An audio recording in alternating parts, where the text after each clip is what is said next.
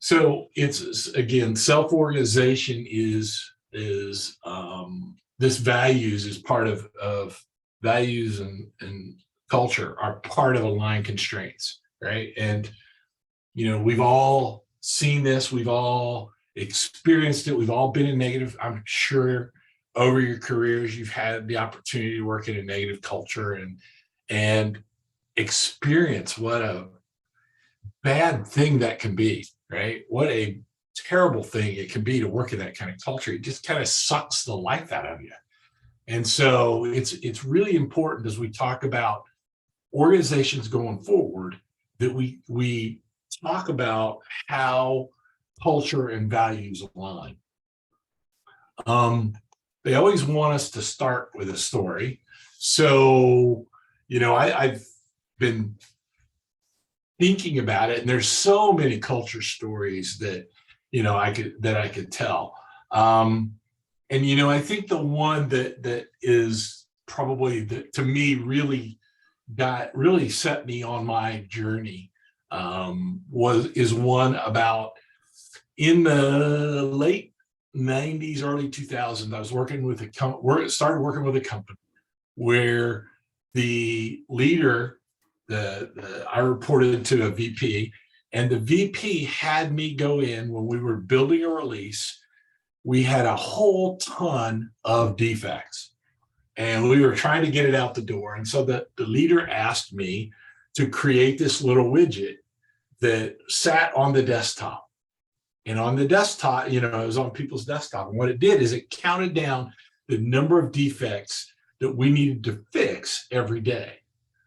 And it was a static widget, right? It didn't it didn't increase automatically. It was just, it always reset at the beginning at 12 o'clock, and then it identified the number of defects we need to fix. And the idea was that we would not go home until all the defects were fixed.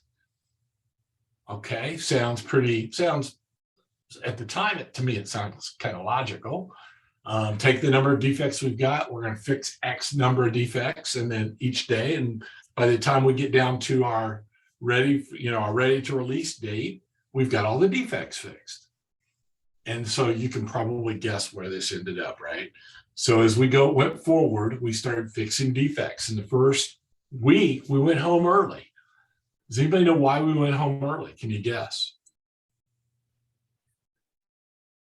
What do you think, Jim? Not that many defects out there. Well, there were a lot of defects out there, but what they did is we left it to the developers to pick the defects. And so they came up with kind of 3 statuses that they used to get around that number. First one was working as designed, right? Which meant the defect was either an enhancement or it wasn't intended to do that. The second one was that they put it back to QA for more information. And the third one was it was fixed. And what we saw was that they fixed all the easy ones the first day. So we went home like 5:15. The next day it was about 5:20, and we kept going, and it kept getting worse and worse and worse. And what was happening was that they were just literally doing that. They would say, working as designed, and ship it off to QA. And we would, and everybody think, oh, great, we'd go home. And the next morning that defect would be there. And we ended up, what happened was the number of defects that we had to fix per day started going up and started ramping up. We were still there some nights we were there until 11:30 before I sent everybody home. And we were operating in this culture of, that we got to get everything fixed. Everybody's got to stay until we get it done. And it was all about trying to meet the commitment that my boss had set. And in reality, he just pulled the number out of the air. The date was something that he just created. He didn't care. He went home at 5 o'clock. He didn't care. But yet my team was still there, right? And in that culture he created, he was autocratic. He did not He created dates without knowing if they were really possible. In many cases, he was selling vaporware. He was, going out and telling people what to do. He was telling them that he was going to create this great work environment for himself, but it wasn't great for everybody else. And that culture ultimately manifested in him getting fired. He had, and we didn't, as an organization, we didn't succeed for a long time because he created this culture of, being autocratic, running through and doing, creating almost a labor camp type approach to software development and how we fix things. And it really resonated with the team. They just started acting that way. They only did what they needed to do. They were always trying to get out of work. They didn't trust him. And it caused a problem. Then the other culture story I'd tell real quick was we were having a team meeting a few years later, and my boss had been replaced. I had been promoted, and we're in a team meeting in this big team, my team, which was, 50 some odd people with managers and everybody. And I got asked a question: are we having a reduction in force? Are we having a RIF anytime soon? And I said, not that I know. I made the mistake of saying, not that I know of. On Tuesday, the following Tuesday, we had a RIF. I couldn't tell them. I panicked. I told them, not that I know of. And in reality, there was one coming. And I lost the trust of the people. It created an environment where they didn't trust me. And they didn't trust anything I said. And it took me a couple of years to earn that trust back.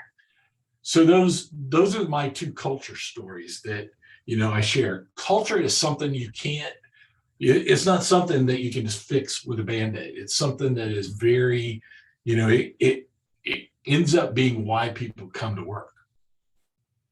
So let's talk about how do you grow a great culture? How do you create a work environment that people will be proud of? What do you think? James, what do you think?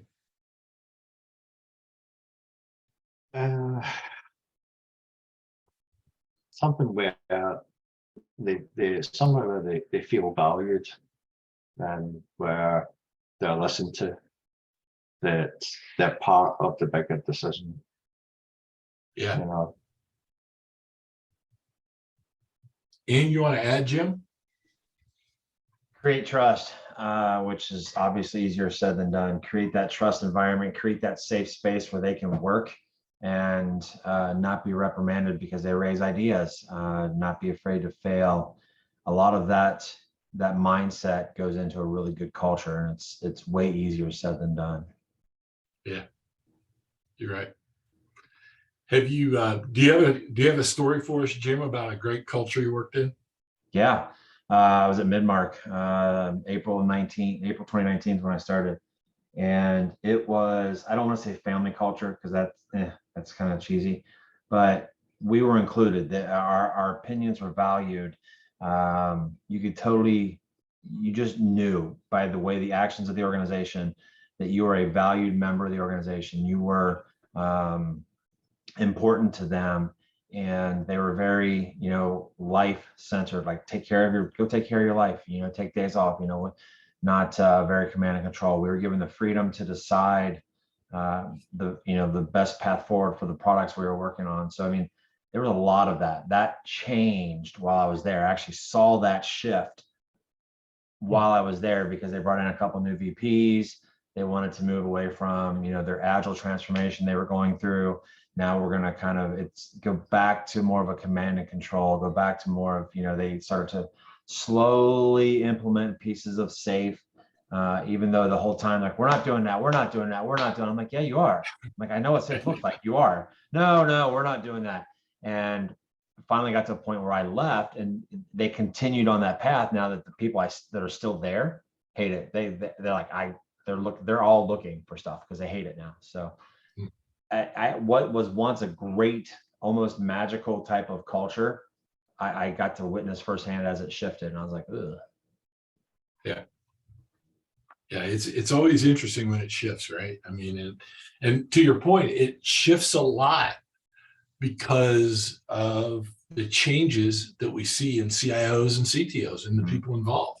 Yep. You know, I can't tell you the number of, I've been in the same situation where you're going down the path and you've started an implementation, you're about a year in, and boom, the CIO or CTO changes positions, and you know, a new one comes in and he doesn't like what the old one does and Yep. wants to do it a different way, and boom, there goes the culture. Yeah. You know, when we talk about culture, you know, and this is kind of a dated example, right? But you know, the old mission statements about what we're going to do, what our culture looks like, what our values are, right? If we don't work to make those, actually live those values and to implement, you know, things like trust and integrity, it doesn't work, right? It doesn't work because people do the wrong thing. And we want to make you want to start talking to people about doing the right thing, right? About what is the right thing for the organization and what are the values we support and we believe in and we want to have.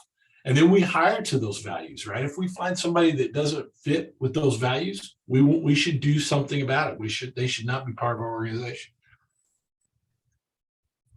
I think you've probably heard this before, but culture eats strategy and you know, for breakfast, and one of the things is everything else for lunch, right? But in this particular management 3.0 module, we talk about culture eats everything for breakfast, right? And culture decides whether you're going to be successful or not. Culture decides whether you're going to be an agile transformation is going to be successful, or whether you're going to be whether you're going to start implementing lean, or whether you're going to be innovative, or you're going to be you know, whether you're going to just be a follower. Culture the culture of the organization can decide that. And the older the organization is, a lot of times the harder it is to do that. I worked at a large pharmaceutical company here in Indianapolis, and they're a 150-year-old company, and they are pharmaceuticals. They are a bunch of PhDs and MDs, and you know, us mere, I mean, I have an MBA, and I'm not even part of that structure, right? And they, you know, the culture there is we value them and how they want to work, and we optimize to the way they want to work, and that carried over to the IT way of doing things. And consequently, it took them 3 tries at SAFE to get SAFE up and running and to get it working. And so, you know, if your culture doesn't align to what you're trying to do, it's a bit of a problem. Who should define the culture? Where does that culture get defined?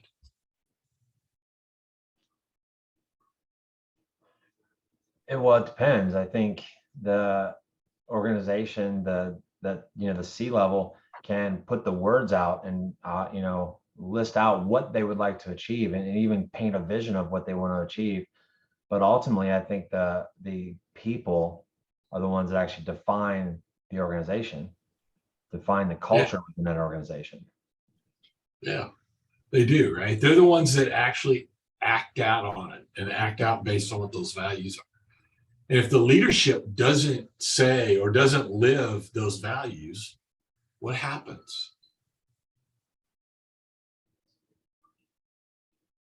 What happens, James? Oh, it kind of gets lost. If the leaders don't play the role model of the culture, then people will stop doing what they do, and they'll start copying the negative things that they do out with that culture. Right. Yeah, they will do what the leaders do, regardless of what the mission statement is that's on the conference room wall, right, on the plaque, or what values they talk about. And if you're in a trusting organization, they will call, if you're a leader, they'll call you out when you're not doing that. If you're not in a trusting organization, typically you don't get those values. You know, people won't call you out. They'll be scared. They won't speak up. You won't get good feedback. There was a LinkedIn post yesterday by one of my buddies, Kevin Kaminsky, that I responded to, right? About how do you get feedback as a leader? How do you know whether you're doing that or not? And I talked about when I responded to his post, I talked about retrospective, right? Get leaders out of the room and ask people what they want, and then, come back in, listen to what they've got to say, and then go act on it, right?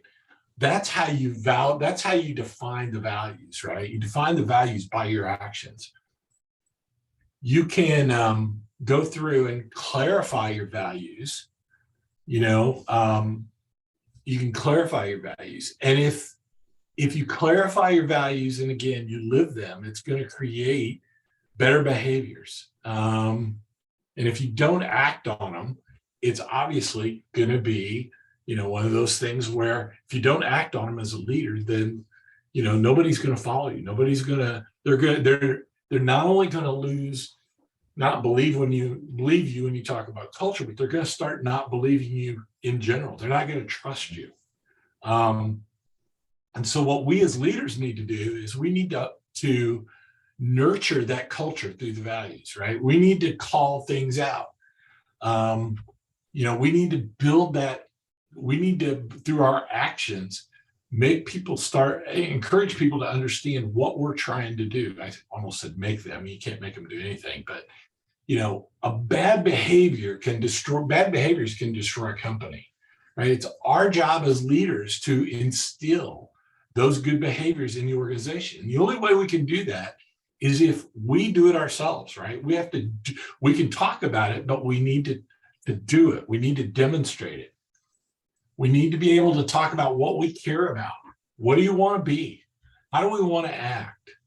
A lot of times when I start a team, right, we'll start a team agreement and we'll start out and talk about, okay, how do you want to interact with each other?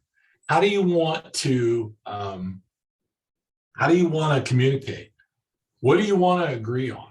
And the reason I do that is so that they can start having that conversation. If you let a team can be a subculture inside of a bigger culture. If you let your team go ahead and form its own culture and you as a leader don't try to nurture it, it will develop its own culture. And it may not be the culture you want, right? Depending on who's in the team, the dominant personalities, the loudest voice, all those things, the nature of the work, your culture will develop. It will develop and there will be one. The question is, do you want to just leave that up to chance, or do you want to make sure that you're creating an environment so that the culture can grow that you want it to be? So great companies will create their own.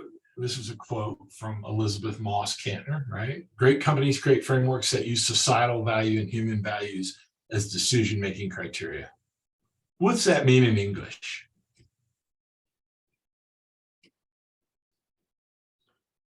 They make their decisions around what they do based on human beings, based on the values and what is important to their customers and the people they're going to interact with, maybe based on the society, the environment with which their customer lives right now. If it's a broader organization, maybe they need to look at like global values at the time, which gets that much harder. But they use that in their decision making versus just numbers versus how much widgets can we get out the door? What's our ROI? They actually look at humans. Yep. What do you think happens to the culture when you do a reduction in force? Oh, it's bad. Why is it bad? I know it's obvious, but you're talking about like layoffs type, get rid of Yeah. a bunch of people, because you've basically eroded any trust, or especially if it's handled incorrectly. There are some I've seen throughout the past 6 months to a year that have handled it okay, that they could hopefully navigate through that. But most of them, it erodes any trust you've had. It erodes any credibility you've had with your people, with your humans.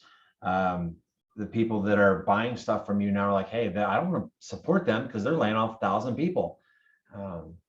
so it just creates a lot of negative feelings and a negative, perception of that organization. It does, right? I mean, it creates a negative perception, and it's hard to get past that. It can be really hard to get around that.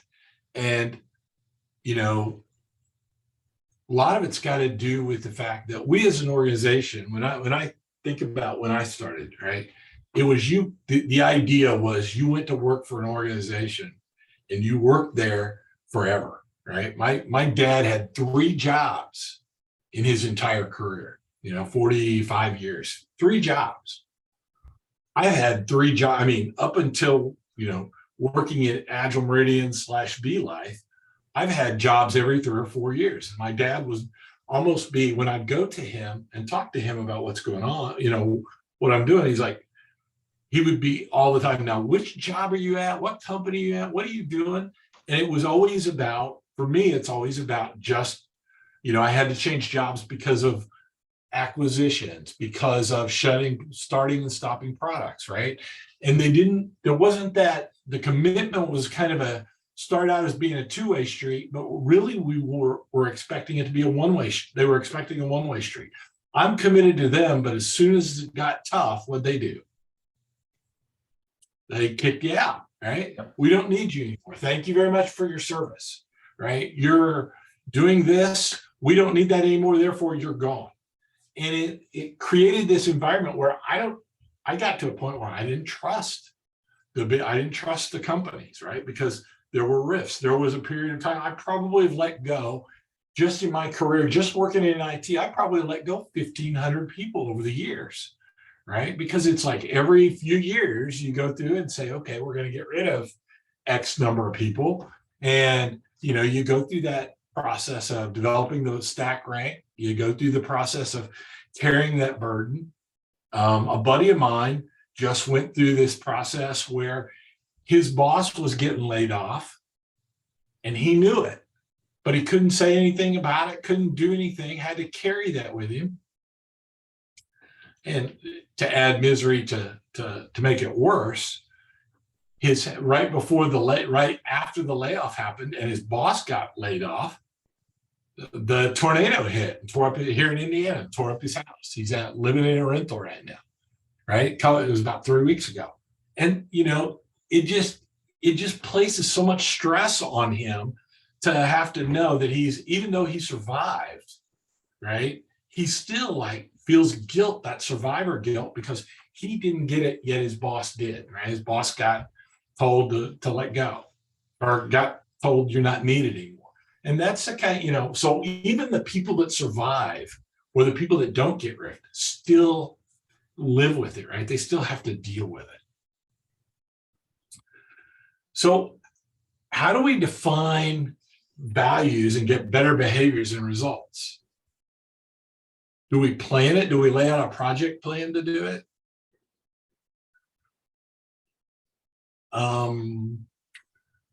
So Ralph Stacey says there's no scientific evidence that planned culture changes produces changed culture. The change can only happen in many, many local interactions, not through some central plan or program.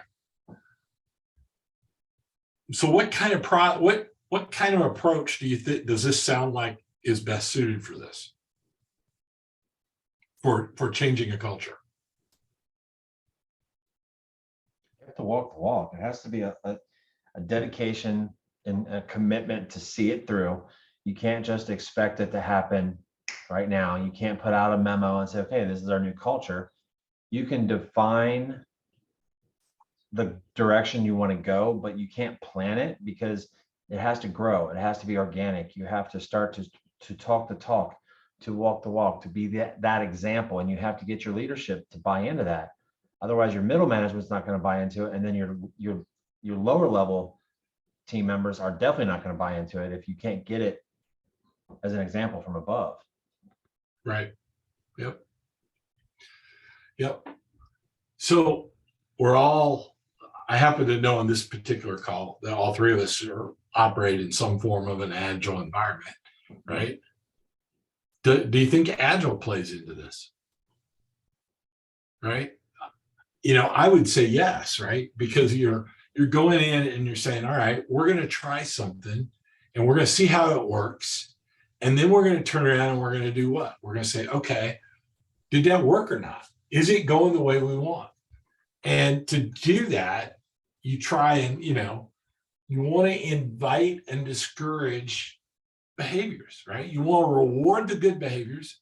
You want to discourage the bad behaviors. And if you can't, if you can't get people to change their behaviors, right? If you don't want those behaviors, then you have a choice. The choice is either you choose to live with them or you have to do something about it, right? Which could be what?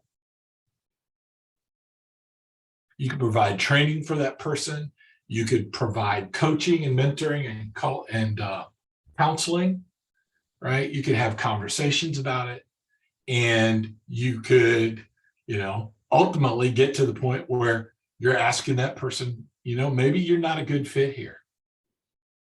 When do you think people have? Can you give an example of when somebody doesn't have the right kind of behavior, but yet they stay with an organization?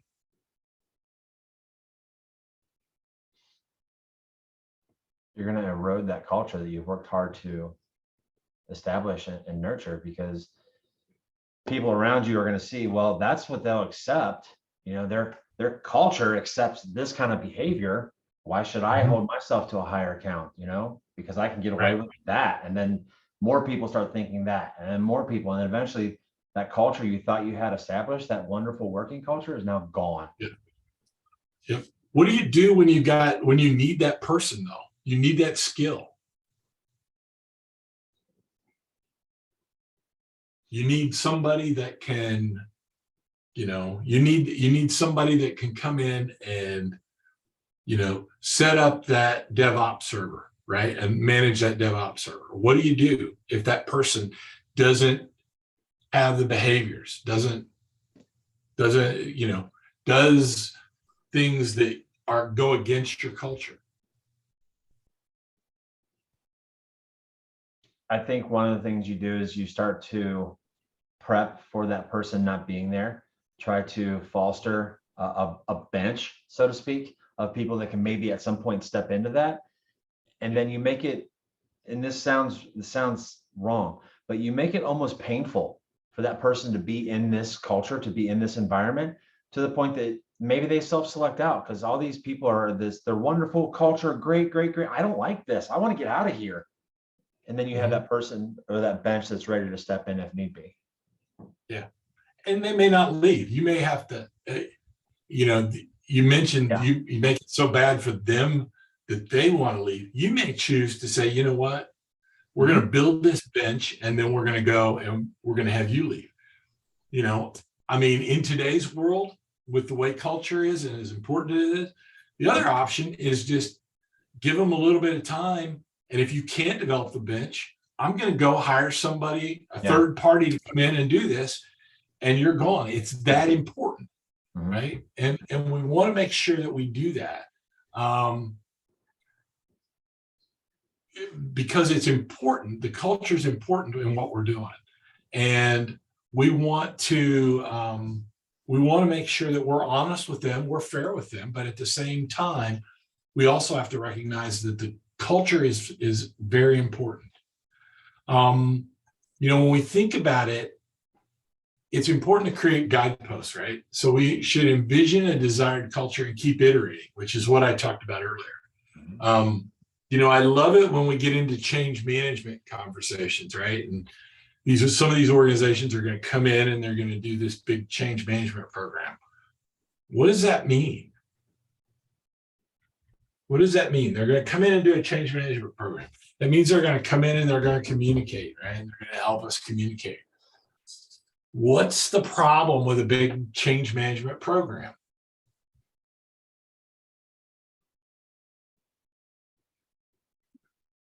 Often they're not taking into account the culture, right? They're coming in with their program, they're coming in with their plan, and they're not taking account into that culture. And the culture is made up of people, right, who are at different spots. they're at different phases, right? Some folks are ready for change, some aren't, right? And if the culture is against change, you're going to have a hard time. So you want to make sure that you understand not only what the plan is, but you want to iterate on it. And you also want to make sure that you understand where the people are, right? I would never ever create a program, a change management program or a plan based on what the leadership tells me. They don't know, right? They typically don't know where the culture is, right? You need to talk to the individuals. Okay, so So what sorry. Go ahead, James. So you're talking about the, company comes in and you've got this centralized decision making as opposed to decentralized decision making, where all the changes are being made because they want to make it because they think they know better, especially when you get a third party in to do that. But really, you should be looking at everybody being involved for that. It's that same thing. Yeah, that's what we're talking about, a change where they come in and they say, all right, we're going to go to SAFE. We're going to be agile. And they come in with their pre-planned program plan of this is how we're going to roll it out. And that's one of and I'll just say it, I'm a SAFE SPC trained, done some SAFE. And, that's one of my big complaints about SAFE is that it just assumes that everybody's at the same spot. We're going to do X and then we're going to do Y and then we're going to do Z. And it doesn't get down to the team level. It doesn't get down to the individual level, right? Where are people at when it comes to change? And how do we help them do that? If our culture is our people and we want to make sure that we are, that we're a people-focused organization, then we need to account for where they are when we're introducing that change. Here's some values, right? So here's a value list. What I'd like for you to do is I'd like for you to take a look at that list and pick a favorite.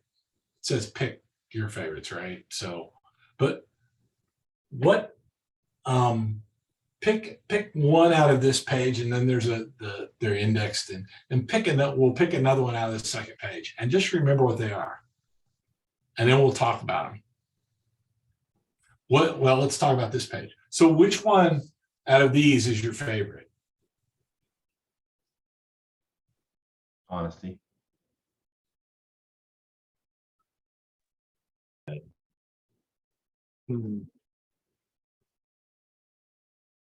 Empathy.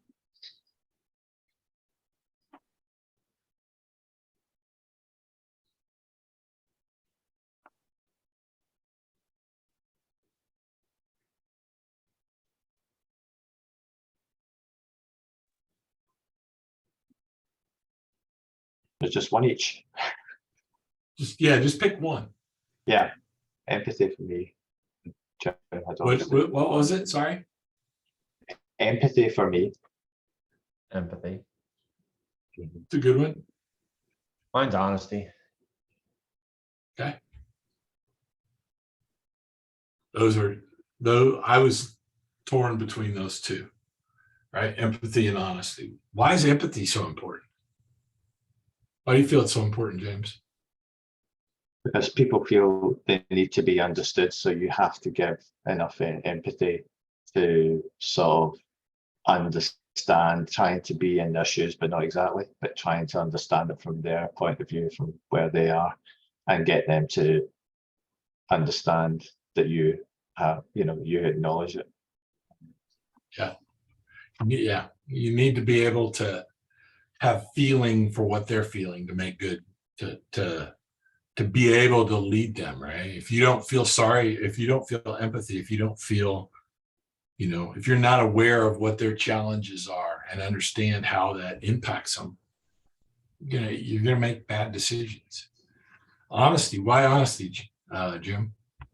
I think honesty it underlies a lot of this. I think honesty's being genuine, being honest with people. It is a really good way, a really fast way to degrade a relationship, to destroy a relationship by lying, by being dishonest. So therefore, that's why I think honesty is one of the foundational things of everything. Yeah, that's a good one. Here's the second list.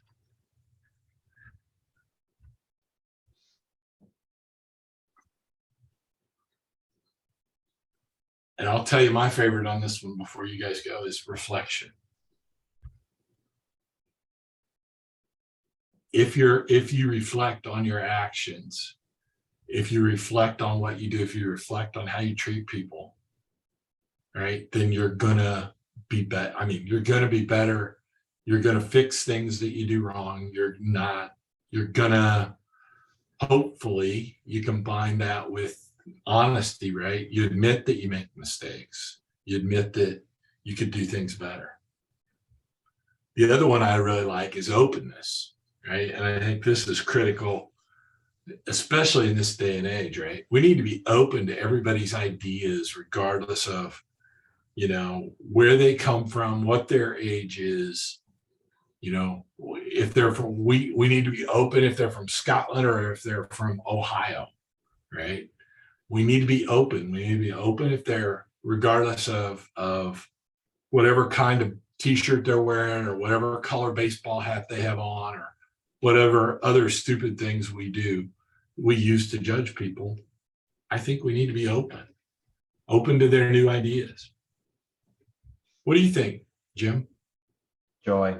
I think joy is becoming more and more important as a value for more for people than an organization, I guess, but it could be organizational. But today's world is becoming so much more dark and drab than it used to be. Society, that there's in general, there's people are more angsty, they're more anxious than they ever used to be. So for me, it's very important to have that joy, which is different than happiness. Joy is more internal, based on you and your perceptions of life versus things that make you happy. So I think having that joy internal gives you the strength to face the society as it is nowadays. It gives you the strength to stand your ground. It gives you the strength to be to be joyous around other people and infectious, so that maybe you can raise them up a little bit. And I think that's so important to people and culture. Yeah. I like that one. I like your view on that a lot. James, how about you? Well, with Jim talking about the world as it's getting, which I totally agree, and there's a total need for that joy within. The other one I would go with is resilience, because we need to stand up to that. We need to. Sorry about this. We need to be resilient, and it's just a thing to build our resilience. Is to keep us safe, basically, and get us through those hurdles. Yeah, 100% agree.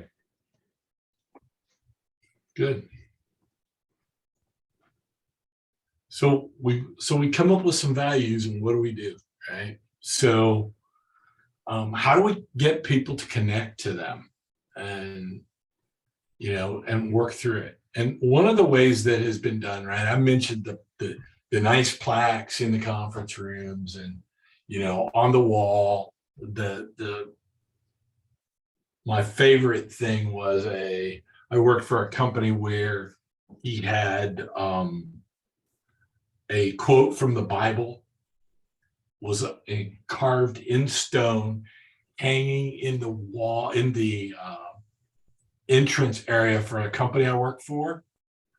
And it was there. The idea was it was going to communicate this culture about and the quote was, I don't remember which one it was, but it was one about, embracing your fellow man and blah, blah, blah, blah. And the owner of the company didn't live it. I only worked there for about 6 months. It's like, this guy's a joke, I'm out. Right. But other than that, how do we communicate that? Right? How do we communicate that out? One of the ways that historically has been done up until just recently is culture books, right? Handbooks. Some of the most famous ones are Zappos, right? Zappos went through and defined how they were going to approach it. This one's from 2014, right? They went through and talked about, their core values. What are their 10 things they're going to do? You can still go, if you go to that link, you can still get to the Zappos culture book. I actually have a physical copy of that. That's pretty interesting, right? IDEO, right? Which I don't know if you know who IDEO is. IDEO is essentially a product company that came out of Stanford, right? And they do a lot of design. They're big on design thinking. They do design thinking workshops for companies and training and all kinds of fun stuff. And they took this is the cover from their book, right? They wrote, you can see, we wrote this to give you a sense of IDEO's culture, the ties that bind us together as coworkers and as people, and values, right? Here's another one, right? That is also part of the IDEO. Or I'm sorry, this is another one of the books, things from their book, right? And they, one of their ideas is be optimistic. One of their values is to be optimistic, believe that something is possible, and somehow we'll make it happen, right? So, creating a book, a culture book, or a handbook to describe what your company does, it is a way of communicating it from the organization internally, and it can also communicate externally, right? What kind of organization are you? Are you just are you transaction driven or are you not, right? And are you are you transaction driven, or are you more about relationships? Are you more about the long term? Are you more about partnering with an organization? Every company I've ever worked for says we're going to be a partner, to other organizations, but rarely are they, right? Rarely are they. We develop these contracts and negotiate like hell about them. We'd get in conversations. It'd be, how dare they try to get this out of us or that out of us, or contract negotiations, right? And it's not, we weren't living, organizationally, we weren't living our values. One of the things you can do is you can start by lifting up, right? You can start by lifting up people by telling stories, right? Storytelling is, as you guys have both gotten to know me over the last few months, right? I'm a storyteller. I try to tell stories because it helps me relate what I'm trying to communicate to something that's real, right? It's not theoretical. It's not something that is just out there. So what are those stories? Some companies will do things like newsletters, right? Or they'll have their company site, or they'll put it on Facebook. I was I think both of I was in dire straits there about 3 years ago. And one of the things that I noticed was that I ended up being in a story that was put out on IU Health's website and on their Facebook page. And it wasn't about me. Well, it was a little bit about me, but it was also about the interaction with the IU Health people, right? They tell the story of how they got me to where I was, and what I felt about it. And those kind of stories are the ones that, resonate with the employees. It's not just a statement, it's something that they can see. And when you start holding up those examples to people, right? You hold them up and say, look at this is really cool. Look at what Jim did, right? For blah, blah, blah, blah, that upheld our value. You can talk about the importance of those values, right? So you have to be talking about them. You have to be communicating. If you don't define your culture, and if you don't bolster it, and if you don't nurture it, it will become something, right? And you may not like what it wants. You can't change it. You can't just make a change and say thou shalt. But what you can do is create the right environment so that the culture goes the way you want it to do. Some organizations will do a values day, right? Where everybody's invited to revisit the purpose, blah, blah, blah, blah. You can read it. When I was at Lilly, they always had a service day that was about once a quarter. And they would go out, and it was an annual day. You couldn't get anything. If you weren't part of Lilly, you were a contractor, you worked on paperwork, because everybody at Lilly was out working in the community, right? They were cleaning up a strip down the middle of the highway, or they were planting trees, or they were doing something. And it's not just, hey, we're going to be a services organization. It's, hey, we're going to be an organization that actually, we put up. We don't just shut, we put up. We don't just say it. We're actually going to do it. So they do things like that. They talk about diversity. When you talk about diversity, actually having a diversity officer, right, that is focused on that, and actually giving that person an actual real responsibility, and actually taking what they say and implementing it. Those are the kind of things that we can do to show that, values are important to us, right? Again, the stories and ideas help us, right?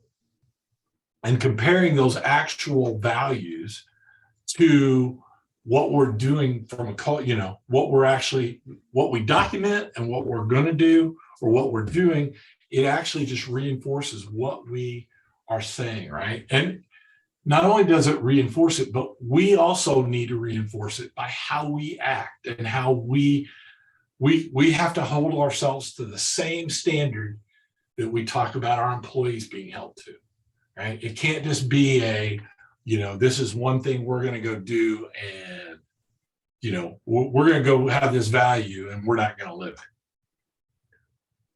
Any comments, questions? I'm going kind of fast because I know it's a lunch, and you guys, James is done for the day, right? It's like what, almost 6 o'clock there. But I know for you, Jim, you've probably got stuff to do. You got to create boundaries, right? We've talked about this. You've got to make sure that bad boundaries go away, or bad behaviors go away, and that the good behaviors are allowed to prosper and grow. I don't like the fact that there are lots of quotes in Management 3.0, but I love this one. And this kind of goes to the point we were talking about a little bit earlier, Jim, about, what happens if you've got a skill set you need, and, that person is not living to your cultural values, right? The culture of the organization is shaped by the worst behavior the leader is willing to tolerate. So if we're willing to tolerate something, right, then that will define our culture, because everybody else, you pointed out that if he gets away with it, then she can get away with it, right? And so there's nothing that I think is more important than making sure that you make sure that the worst behavior, if behavior doesn't align with what you're trying to do from a values and culture standpoint, that you start taking some of those steps, right? And so we want to do that. Any thoughts, questions, comments? Human beings are like 5-year-olds. Adult human beings are like 5-year-olds. And Why do you say that? Honestly, I have 2 9-year-olds and a 4-year-old living in my house right now. So I know that, well, so-and-so is doing this, I can do it too. Well, what about him? I can do that. Well, you let her do that. Why can't I? And as we grow up, we're supposed to outgrow that kind of behavior, and we really, truly don't. So when you get into the working world and you see that, you revert back to that. And you're like, well, but they let John do this. I'm clocking out early too. Peace out. So it's a shame. I've said early in my career that I'm convinced that the people that write leadership books are the ones that first they write parenting books, and then they go through and take those parenting books, reword them a little bit, put a new cover on it, and call it a leadership book. Yep. I did a talk So- once about everything I know about leadership I learned from my 8-year-olds, and it's true. You can translate anything they do into how to be a good leader. The lessons you learn from dealing with them can translate into how to be a good leader of human beings at this level. Sure. Not easy. Sorry? That's for sure. It's not easy. No. Yeah. So the culture of any organization is shaped by the best behavior the leader is willing to amplify. So, we want to be sure we amplify those good behaviors, right? We don't want to just take them for granted, right? We don't want them to expect them. It's kind of sticking with your with your children example. It's easy for us to focus on the bad and not on the good, right? So you got 3 kids. You said you got 2 9-year-olds and a 5-year-old, 4-year-old. a 4-year-old. So Yeah, 2 9-year-olds and sorry, 2 9s and 1 4. 2 9s and 1 4. So yeah, so it's easy to say, the 2 9, to not reinforce the 2 9-year-olds are doing the right thing because you're focused on the 4-year-old who's having a tantrum, right? Or whatever, doing something really bad. So that's the thing we just need to keep that in mind as we go forward. What are we going to do to capture that, that good behavior? Or what are we going to do to reinforce that?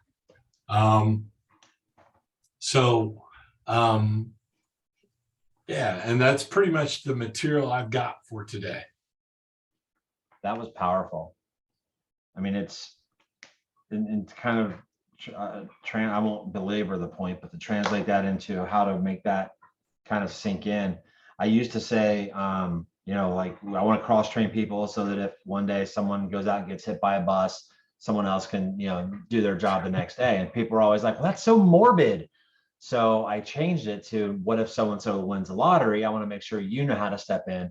So the way you frame things can be powerful, positive and negative. And I love this because if your organization, instead of focusing on the least amount you're willing to tolerate, focus on the best amount that you're willing to scream to the heavens about and go out and show everyone, eventually those people that are down here are going to, I want that. And they're going to elevate their game. And if they don't, then, we deal with getting them out of there. But still, this is powerful. Yeah, I think so too. And I mean, it's kind of, for me, it's kind of foo-foo-y, or it was foo-foo-y, Yeah. I can't even say it, foo-foo-y the first time I went through it, but it's very, I've lived it. And when I think back to where, when did I start being successful as a manager and leader? It was really when I learned that, you build a culture, even within the team, right? Even if the organizational culture is bad, I always tried to focus on building a good culture within the team and doing things that made the team, as best I could within the limitations of the organization, the best it could possibly be, and make that culture a good one, and I would just say vulnerability and honesty are the two, vulnerability, honesty, and reflection are the 3 things that if you can have those, you can fix just about any other problem that you've got. Yeah. What do you think, James? Got anything you want to add here?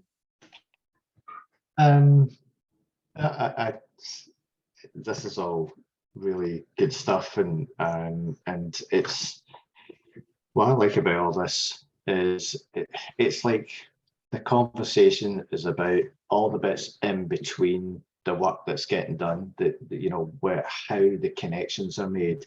Jim, when you were talking about earlier on about what do you do when someone doesn't sort of comply with the rest?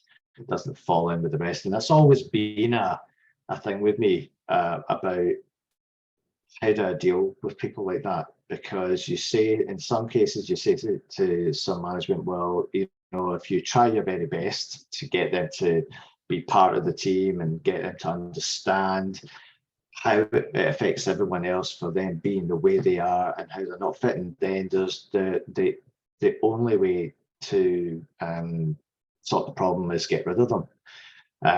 It's the last thing you want to do because it costs money, right? But if you want the quickest turnaround, then they don't fit.